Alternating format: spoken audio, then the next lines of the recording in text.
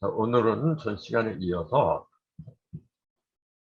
여기 필등신 지금 이제 팔자로 팔자에 관한 걸 지금 하고 있는 중이거든요. 그 중에서 이제 팔등신은 뭐 잘 아시겠죠? 미인의 조건, 그걸 팔등신이라 하잖아요. 참고로 뭐 아시겠지만은 참고로 팔등신은 뭐냐면은 사람의 몸을 원방각으로 이렇게 얘기한다 했잖아요. 이렇게 원방각 이렇게 얘기를 하는데 요 백회 머리 꼭대기에서 턱까지 요걸 갖다가 일로 치면은 요 길이를 일로 치면은 나머지 요 몸의 그 크기가 8배가 되는 거. 이렇게. 그게 팔등신이다. 그 8배가 되는 거. 그래서 요걸 갖다가 그 인체에서도 8배가 되지만은 요 원리를 그대로 집에다 이렇게 건축에다가 그 적용을 시키면은 그게 팔각정이라 해요. 팔각정. 여러분 그 기회가 있으면은 팔각정에 한번 들어가 보세요. 그러면 이렇게 지붕이 8개로 이렇게 쪼가게 되어 있는데 중심자리가 있어요. 이렇게. 그 중심자리에다 그 머리하고 수직으로 이렇게 서가지고 거기서 소리를 질러보세요. 한번. 노래를 하든지 말을 하든지 울리게 됐어요. 마치 그 메아리처럼 그 마이크가 없어도 이렇게 울리게 돼 있어요. 그런 걸 통해서 알 수 있는 게 뭐냐면 기가 가장 강한 곳이구나. 그런 거 갖다 알 수가 있는 거거든요. 전 산에 올라가면 가끔 가다 그래요. 신기하게 이렇게 울려 퍼지더라고요. 그만큼 8이라는 숫자, 요거는 모든 걸 골고루 8팔자 골고루 나눠지게 그렇게 만들었다. 그렇게 보는 거거든요. 근데 팔등신은 이 등자는 뭐냐면은 이게 무리 등자잖아요. 그다음 신은 몸신자고 그 무리 등자를 보면은 이게 위에 대나무 줄이 있어요. 이렇게 위에 이렇게 대나무 줄 이렇게. 그다음에 절사자가 있잖아요. 이렇게 절사자. 이렇게.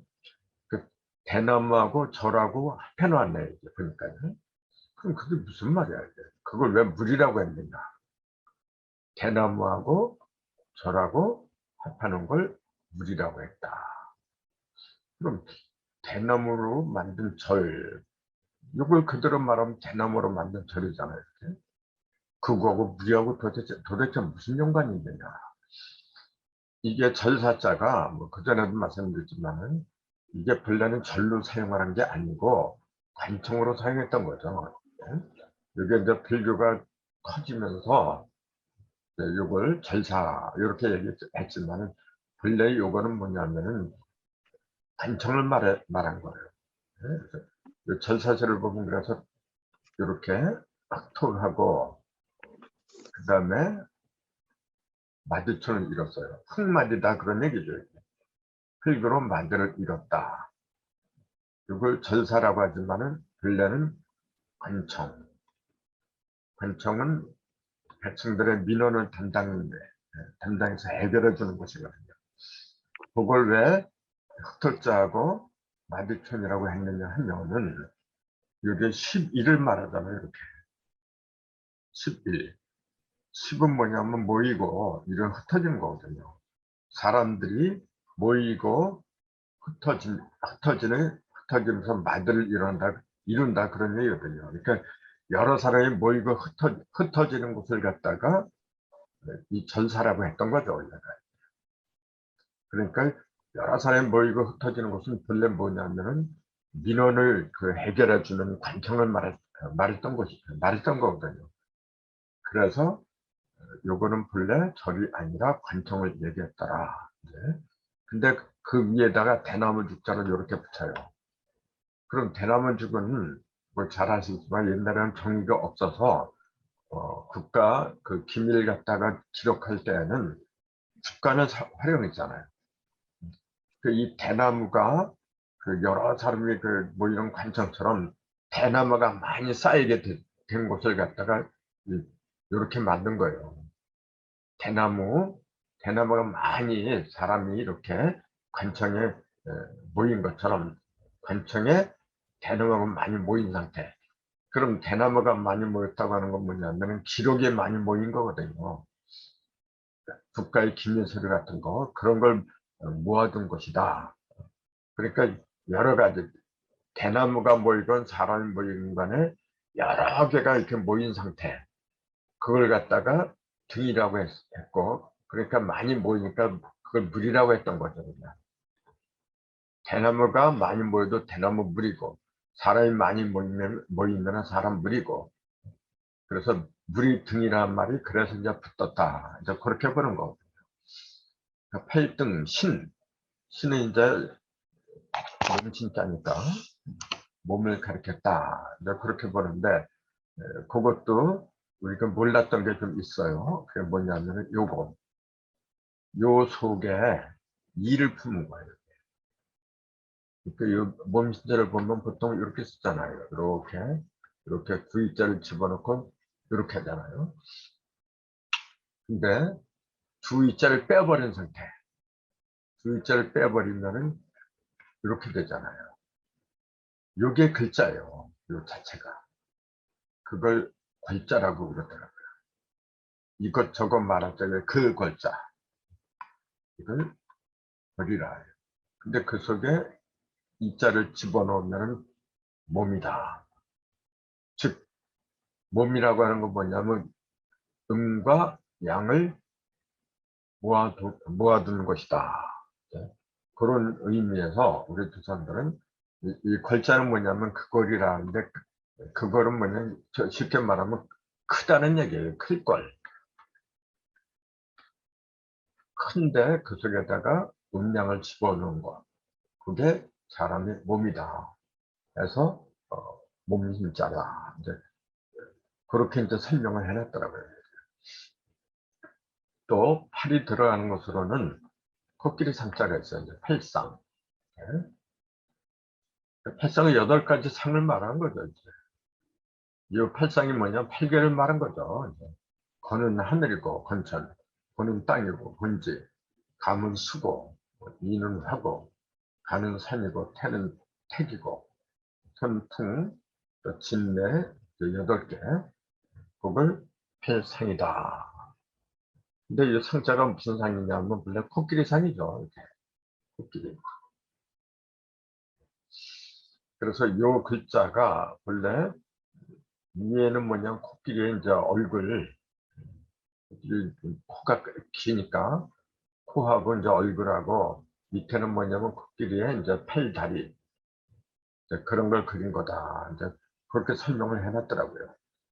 근데 이제 여기서 한 가지 의문이 나는 게 뭐냐면은 요게 코끼리 상자 이렇게 쓰잖아요. 이렇게 쓰는데 부수가 뭐냐면은 요거예요. 밑에 있는 거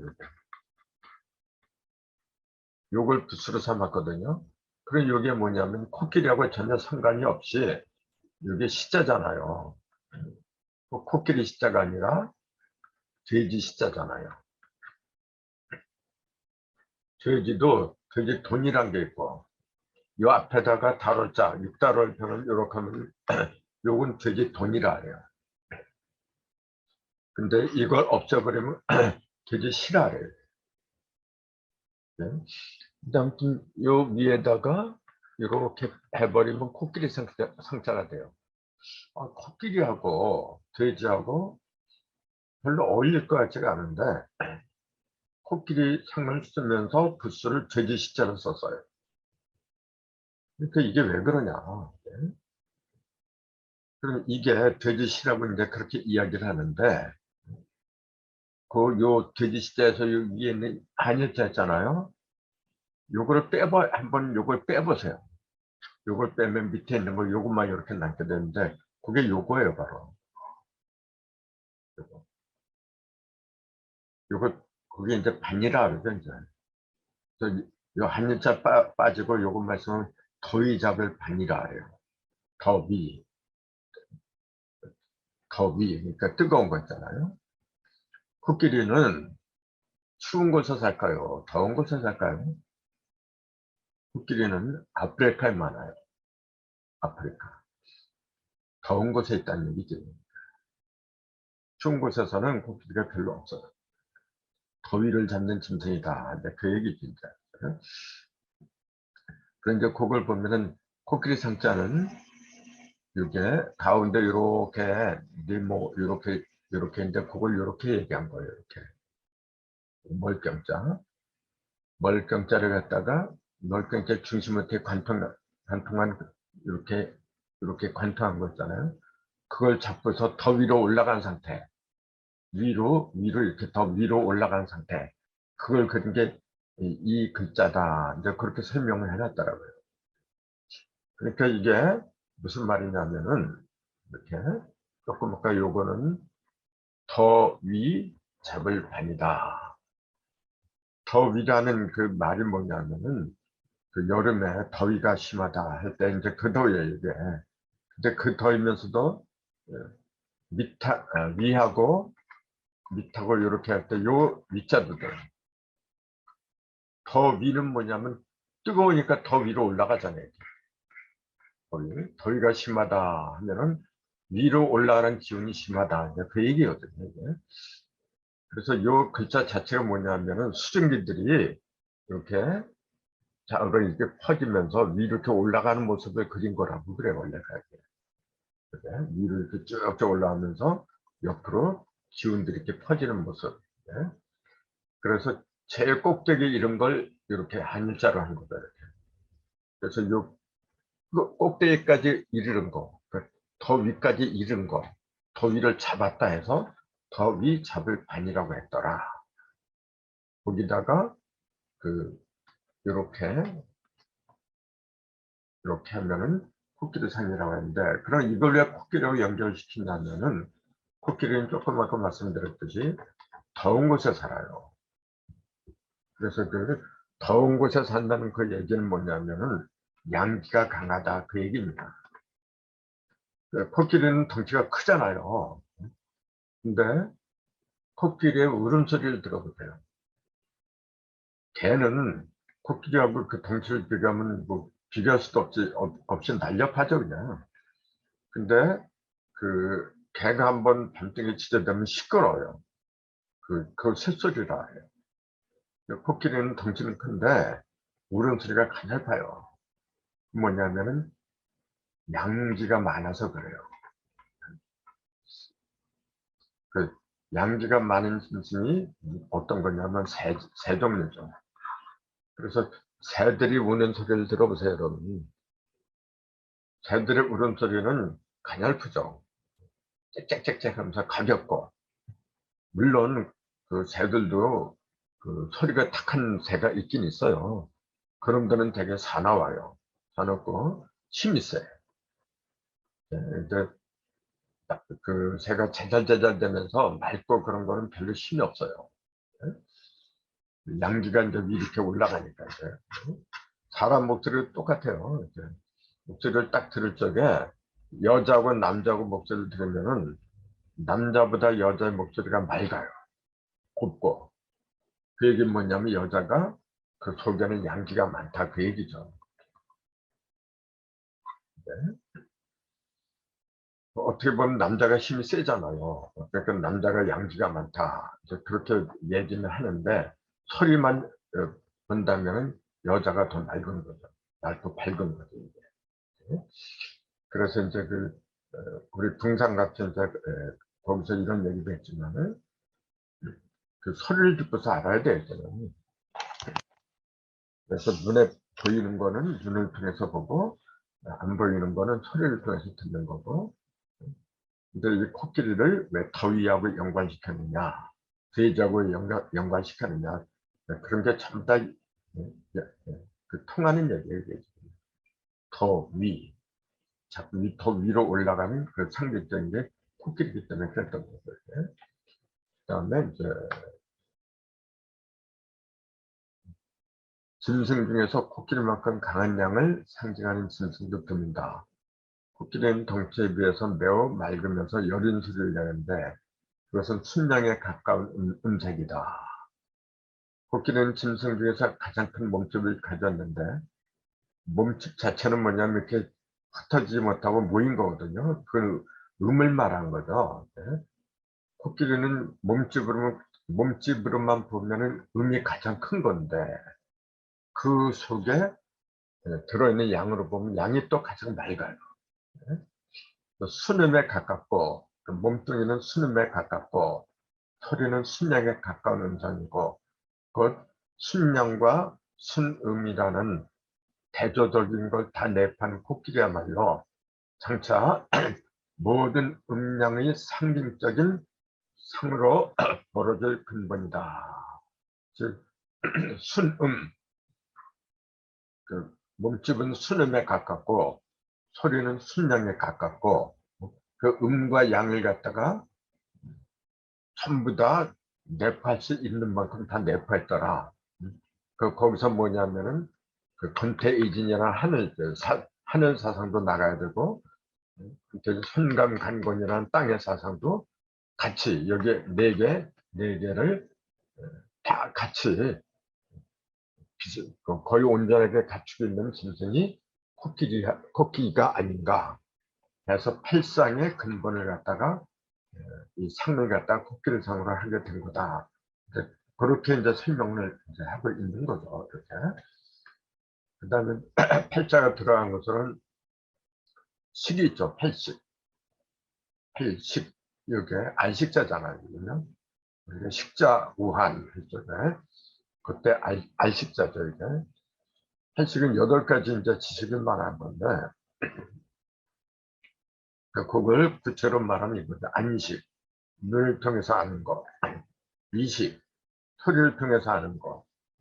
비식. 냄새를 맡아서 아는 거. 서식. 맛을 보고 아는 거. 신식. 몸을 통해서 아는 거. 의식. 생각을 통해서 아는 거. 말라식, 알아식. 요건 이제 비교 용어죠. 요거는. 좀 복잡하더라고요. 아무튼 이 8개를 갖다가 팔식이라 그래요. 근데 이 식자는 뭐냐면 알식이라고 한다. 이렇게 돼 있잖아요. 안다는 걸 왜 이렇게 썼느냐. 알아야 되는 건 이제 말씀 통해서 알아야 되니까 무슨 말씀 원자를 썼겠죠. 이렇게. 그 다음에 그걸 빼버린 게 왼 오른쪽에 있는 게 요게 본래 시자입니다. 이게 식이 아니고 시예요, 시. 무슨 시냐. 그러니까 이렇게. 찰흙시라 그래요. 찰흙. 이게. 그럼 요걸 보면은 소리 음자잖아요. 이게 지금. 소리 음자에다 창과자를 합한 거예요. 이거하고 찰흙하고 소리하고 무슨 연관이 있어요, 그래? 근데 요걸 갑골문에 보면은 요걸 어떻게 썼냐면은 이렇게 썼어요. 창 있잖아요, 창. 창을 이렇게 세워놓고, 이렇게. 창을 세워놓고, 이렇게. 그 끝에다가 뭐냐면 깃발을 이렇게 걸어놨어요. 깃발을 펄럭펄럭 그 바람에 나부끼는 모습으로 그려놓은 게 이자였어요. 왜 그랬냐면은 옛날에는 그 이렇게 높은 나무에다가 깃발 이렇게 꽂아놓고 멀리서 이렇게 눈에 잘 띄게끔 해야 돼요. 그래야만이 그걸 보고서 이제 찾아오게끔 됐어요. 자기네 동족이나 부족이 찾아오게끔 그렇게 만들었었거든요. 그래서 이제 그 설명이 이거라죠. 고대에는 긴 창이나 막대기에다 깃발을 매달아서 부대나 종족을 구별했었는데 나중에 거기에 말씀 원자 요거 말씀 원자하고 소리 음자를 갖다가 이제 붙인 거예요. 이렇게 말씀 원하고 소리 음자를 붙인 거예요. 이렇게. 그러니까 알린다 그런 얘기지. 맨 처음에는 말씀 원자하고 그다음에 소리 음자가 없었는데 그냥 창이나 깃발처럼 이렇게 세워놓고 창이나 나무 같은 거 이런 거에 쫙 세워놓고 깃발만 꽂아서 멀리서 보고 찾아오게끔 만들었거든요. 그러니까 널리 알렸다는 얘기지 이게. 그때부터 알리다라는 그 의미가 이 속에 들어있었죠. 근데 나중에는 뭐냐 여기다가 이제 소리를 말이나 소리 음자 요거한테 합한 거죠. 그래서 이제 여러 가지 무늬 같은 거, 그 다음에 마이크 같은 거, 이제 그런 것도 설치해 놓고 점점 더 알렸다. 그래서 그걸 알식자. 그렇게 하다 이제 알식자로 변한 거죠. 말과 소리로도 무언가를 식별하기 때문에 안식이라고 하게 되었다. 이렇게 한 거죠, 지금. 맨 처음에는 그렇게 언이나 이런 게 없이 그냥 창과자, 창 끝에다가 그 깃발만 이렇게 꽂아놨다. 그래서 처음에는 창과자, 그 다음에 나중에 말씀합니다. 소리 음이 이렇게 붙어서 안식이 됐더라. 그렇게 기억하면 될 겁니다. 그 다음에 이제 8음, 8가지의 음을 말한 거죠. 그 소리 음이라고 하는 건 뭐 다 알죠. 이제 소리 음자를 보면은 이게 위에는 이제 설립자가 되어 있잖아요. 설립자 밑에 이게 날일자라고도 보통 그렇게 이야기를 하는데 여기는 소리라는 걸 감안해야죠. 소리니까 이건 빛을 말한 게 아니고 말을 말한 거죠. 그래서 가로왈이라고 해야 돼요. 가로왈. 말씀할 왈, 그 얘기잖아요. 그래서 이건 태양을 가리키는 게 아니라 소리를 가리켜서 가로왈이라고 했다. 그 위에 설립자라면은 말씀을 세운다 그런 얘기잖아요. 말씀을 세운다. 말씀을 세운다는 게 뭐냐면 소리를 낸다 그 얘기겠죠. 그래서 소리음이라고 하게 되었다. 네, 그렇게 보는 거죠. 네. 뭐요 설립자에 대해서는 이제 말씀 많이 드렸잖아요. 네. 6개 위에 6입자가 있고 밑에 한입자가 있더라. 이건 내가 본 건데 그 사전에는 이렇게 돼 있어요. 제일 많은 설명이 요거하고 요렇게 합했다. 요거는 위에 있는 거는 고슴 그 돼지머리 두라를 이렇게 돼지머리 해자를 돼지 해자를 이렇게 쓰잖아요. 이렇게 신유술 할 적에 그래서 이걸 돼지의 머리를 가리키는 두자라고 해서 돼지머리 두라는 말에 그래서 나온 거고요. 이게. 그래서 돼지머리 두하고 밑에 요거는 뭐냐면 필초다. 필초. 돼지머리 두하고 필초를 합한 게 설립이다. 그렇게 지금 대부분 그 사전에는 그렇게 설명을 하고 있죠. 근데 이해가 잘 안 되죠. 돼지머리하고 그다음에 이건 필초자다. 그게 세울 입자다. 틀립니다. 이해가 쉽지 안 돼요. 그래서 제가 이제 그랬던 거죠. 사과를 3번 가르면 표면에 6개의 십자가가 쓰는데 그거는 밑에 있는 바탕에 있는 1, 이게 이제 테일, 3개의 1이 한대 뭉쳐 있는 게 테일이잖아요. 거기에서 6개가 표면으로 이렇게 벌어졌더라. 그래서 1을 바탕으로 해서 6개가 표면으로 나가서 벌어진 걸 나타낸 게 설립이다.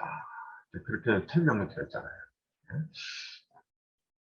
이렇게 해서 이제 8팔에 관한 건 끝나고, 8팔하고 비슷한 게 요거 있죠. 공변될 공. 요 공자도 상당히 많이 쓰고 있어요, 지금.